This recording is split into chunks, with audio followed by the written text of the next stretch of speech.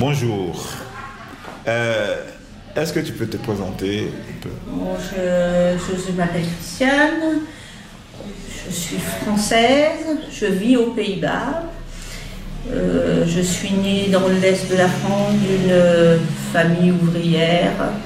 Mon père a réussi sa carrière dans la sidérurgie.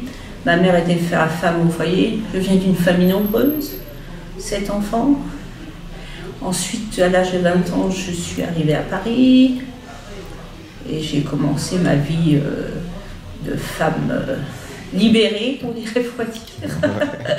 Et donc j'ai commencé, ensuite j'ai étudié à partir de l'âge de 30 ans. Donc je suis arrivée à Paris à l'âge de 20 ans et pendant 10 ans j'ai été directement dans le monde du travail. Et dans les années 80, donc je suis partie à l'université, j'ai fait une licence de sociologie. D'accord. Et je me suis mariée avec un Brésilien et j'ai eu 2 filles qui vivent maintenant au Brésil et j'ai 3 petits-enfants.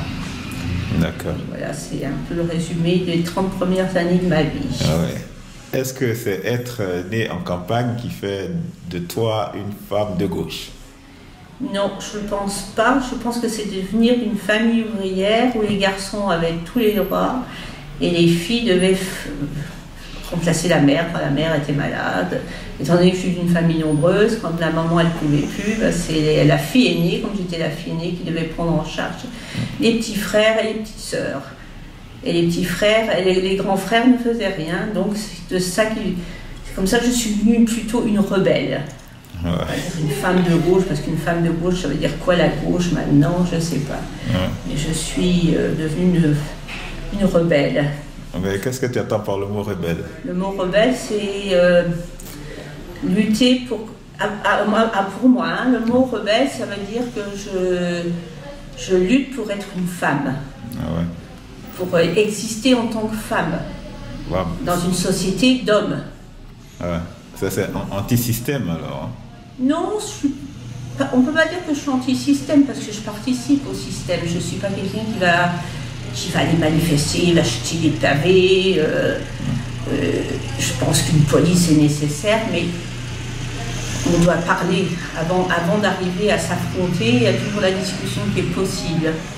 Et femme, une vraie rebelle, je me considère comme rebelle quand je vois certaines femmes autour de moi. Qu'est-ce que ça veut vraiment dire rebelle? Moi je vis dans des pays qui ont... Je suis bien contente d'être française, d'être née en France et d'être pas née dans un continent où les femmes sont violées, muselées, etc. Tu vois, je suis contente d'être du bon côté de la barrière, on dirait. Comme ça je peux exister. Je suis pas sûre que si j'étais née ailleurs que je puisse exister. Non. Et être rebelle, c'est facile d'être rebelle en Occident, tu vois. C'est des pays dans lesquels être rebelle, t'es mort. Il vaut mieux être rebelle en Europe que rebelle c'est vrai. En Arabie Saoudite. Ouais. Alors, mais pour défendre tout ça, tu luttes comment? Tu as lutté déjà dans des mouvements? Voilà. Alors, moi j'ai des problèmes avec tout ce qui est mouvement. Hein. En principe, je lutte à mon niveau déjà, en premier, avec mes amis, avec ma famille. Pour moi, l'égalité, c'est vraiment primordial. Je ne supporte pas l'injustice. C'est une chose que je ne supporte pas, c'est l'injustice. Et donc, pour moi, un homme qui travaille ou une femme qui travaille, qui fait le même travail, on doit avoir les mêmes salaires. Déjà, c'est la base de tout, tu vois. Et par rapport à une relation familiale, si une femme fait quelque chose, l'homme doit faire aussi. On doit partager la vie. Les hommes et les femmes sont faits pour vivre ensemble. Quand on fait une famille, on doit partager. On doit partager les tâches pour les enfants, les tâches ménagères. C'est la moindre des choses. Et dans la vie, au travail, c'est la même chose. Ouais. Au travail, on doit partager, on doit communiquer. C'est très important, la communication entre les êtres humains, pour pouvoir être en harmonie.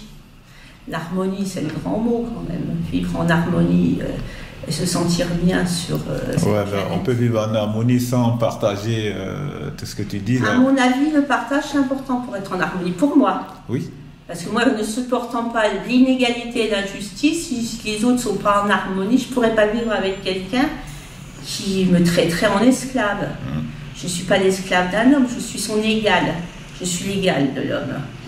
Et puis c'est la même chose pour la couleur de la peau. Qu'un homme soit blanc, noir, jaune ou de notre couleur, pour moi un être humain c'est un être humain. Qu'il soit blanc, qu'il soit noir, qu'il soit jaune, et qu'il soit une femme, qu'il soit homosexuel aussi, parce que ça s'inclut. On est des êtres humains, on est fait pour vivre ensemble, autant comme discuter et pouvoir vivre ensemble, c'est pas la peine de se faire la guerre. C'est ma vue de l'harmonie. L'harmonie, c'est pas... Alors, je ne suis pas du tout spirituelle. Moi, j'ai les pieds sur terre. Je vis sur terre et je ne veux pas sur terre. Tu vois, mon Dieu... ni Dieu ni maître, comme disait... comment il s'appelait Proudhon, c'est Proudhon qui a dit Dieu ni maître, des anarchistes. Je ne suis pas une anarchiste non plus. Je ne sais pas ce que je suis. Je suis moi. J'essaie de me battre pour ne pas me faire exploiter et puis être bien, quoi. Parce qu'à partir du moment où il y a quelqu'un qui va essayer de me faire faire quelque chose dont j'ai pas envie, je vais être frustrée, je vais être malheur. Donc il faut éviter de faire des choses que tu n'as pas envie de faire. Des fois tu es obligé, mais bon, dans le monde du travail par exemple, des fois tu es obligé de faire des tâches que tu n'as pas envie de faire. Bon, c'est le travail, hein, c'est... Quand on travaille dans un bureau, on a des tâches à faire, on les fait, non? Oui, alors le travail, c'est ça. À mon avis, dans une société, tu as des droits et des devoirs. C'est des deux côtés. Tu travailles, tu as un travail à faire, mais ton patron, il doit aussi te respecter. Et souvent, ce qui se passe avec le système hiérarchique, tu as des petits chefs. Les petits chefs, ça, c'est la pire des choses.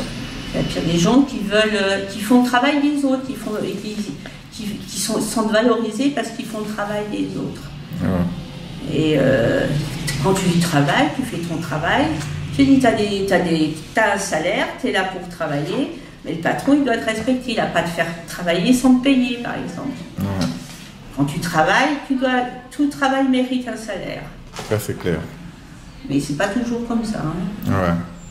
Et c'est pour ça, je veux en venir aux organisations syndicales, c'est pour ça qu'il y a des organisations syndicales. Parce qu'au travail, quand tu es brimé ou quand tu entends les histoires qui se passent dans les supermarchés, quand tu as vu comme Lidl, toutes ces histoires-là, comment les gens peuvent accepter de travailler dans des conditions pareilles, tu vois, tu dois travailler, si tu travailles sur un ordinateur, tu travailles dans l'informatique, tu as besoin d'un ordinateur. Bien sûr. Et quand tu travailles, tu fais de l'administratif, tu as besoin du papier et du crayon. Si tu n'as pas de papier et de crayon, tu ne peux pas travailler. Des fois, tu n'as pas de papier et de crayon, tu vois, et puis c'est de ta faute. Et donc, les organisations syndicales sont là pour défendre tes droits. Tu as des droits. Tu travailles, tu as le droit à un salaire, tu as le droit à tes congés payés, tu as le droit d'avoir des conditions décentes pour travailler, une table, un crayon, et si c'est pas respecté, tu vas te plaindre à des syndicats, et les syndicats sont là pour représenter les salariés. Et puis donc, tu peux de toi-même aller voir ton chef de service et commencer à te plaindre. En principe, ils n'aiment pas trop, ils te changent de service. Oui, lourde. On va dire que ça c'est le petit niveau de la société. Maintenant, on est dans la mondialisation. Qu'est-ce que, comparé à tout ça, qu'est-ce que ça donne? La mondialisation, c'est un grand mot. Hein. On est dans une société capitaliste libérale qui a commencé, une société de consommation qui a commencé dans les années 70. On a fait une révolution, soi-disant, en 70, en 68, 70. On a gagné beaucoup dans les libertés individuelles, surtout les femmes, parce qu'on a eu droit à la contraception, à l'avortement. Et on a commencé à avoir des vrais droits en tant que femme. On a commencé à exister. Avant, les femmes, elles existaient pas en France, du moins.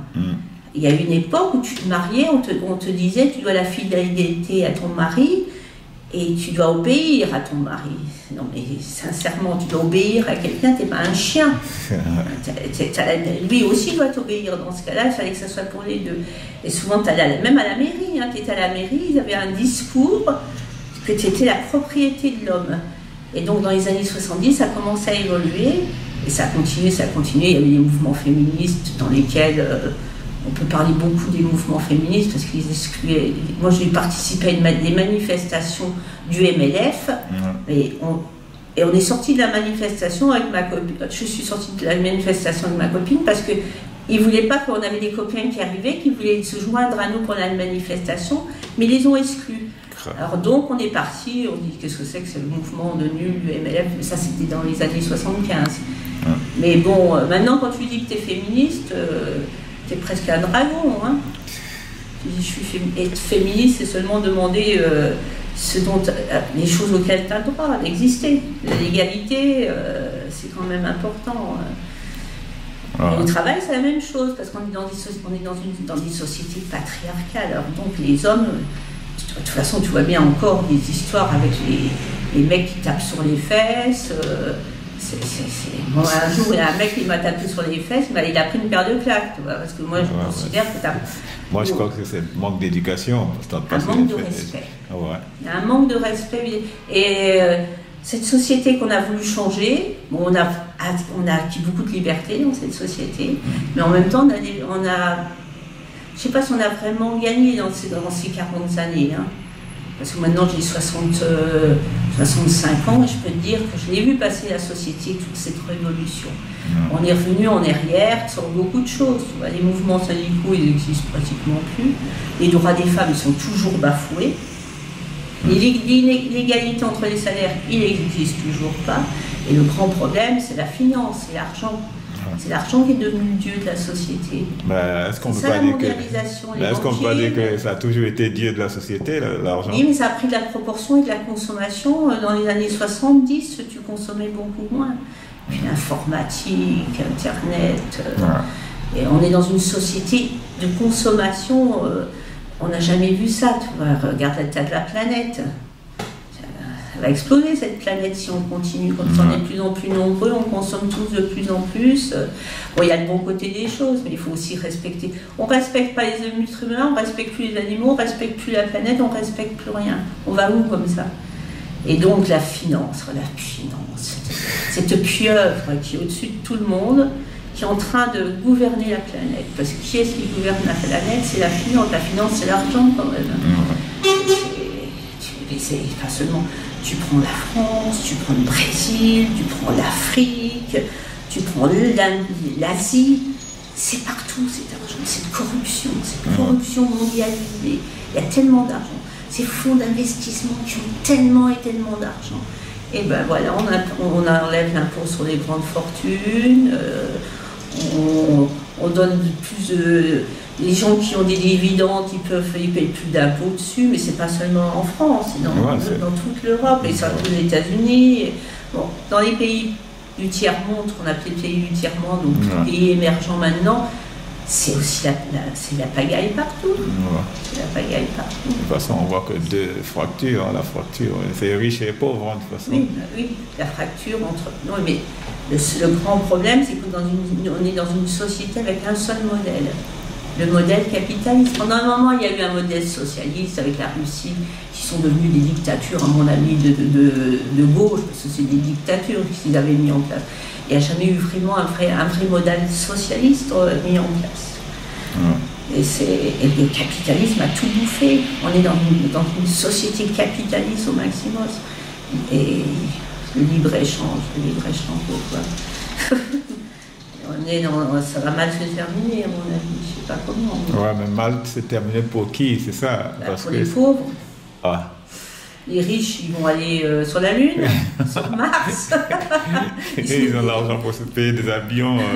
Non, ils vont aller sur des îles où ils mettront des murs pour pas qu'on entre sur leur territoire. Ça se terminera mal pour les pauvres, mais bon, ça se termine toujours mal pour les pauvres. Dans les crises, c'est toujours les pauvres qui payent les crises. Bon, de temps en temps, ils coupent des têtes. Ils en ont oublié en France. C'est dommage. Hein.